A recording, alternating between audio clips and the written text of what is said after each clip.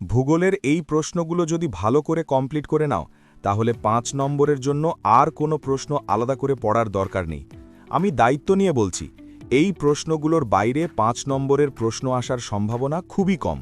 তাই অন্য কিছুতে সময় নষ্ট করো না, শুধু এই প্রশ্নগুলো মন দিয়ে পড়ে নাও, এইটুকুই আমার অনুরোধ।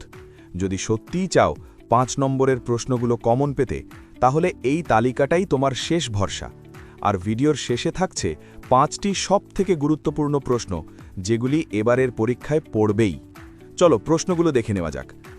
নদীর ক্ষয় ও সঞ্চয় কার্যের দ্বারা গঠিত ভূমিরূপগুলির বর্ণনা করো। এই প্রশ্নটি খুবই গুরুত্বপূর্ণ। বায়ুর সঞ্চয় কার্যের দ্বারা সৃষ্ট ভূমিরূপগুলির সচিত্র বিবরণ দাও।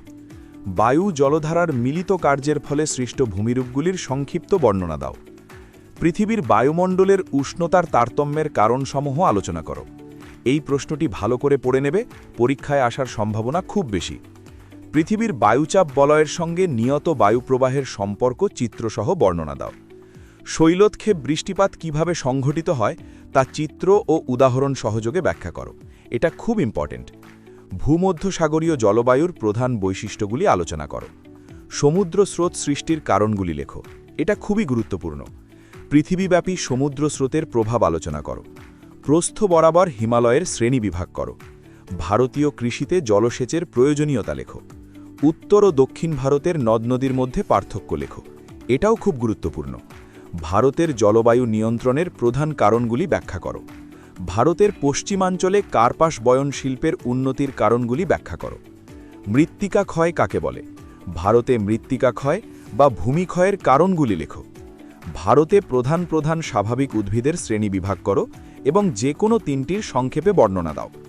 অরণ্য সংরক্ষণের পদ্ধতি বা উপায়গুলি লেখো। ভারতের বিভিন্ন অঞ্চলে জনবণ্টনের তারতম্যের কারণগুলি আলোচনা করো। আমার মনে হয় এই প্রশ্নটি এবারের পরীক্ষাতে পড়বেই। ভারতে ধান, কার্পাস, চা, কফি চাষের অনুকূল ভৌগোলিক পরিবেশের বর্ণনা দাও। তোমরা তো জানো, কৃষি থেকে প্রতি বছর একটা প্রশ্ন থাকেই, তাই সবগুলো ভালো করে করবে।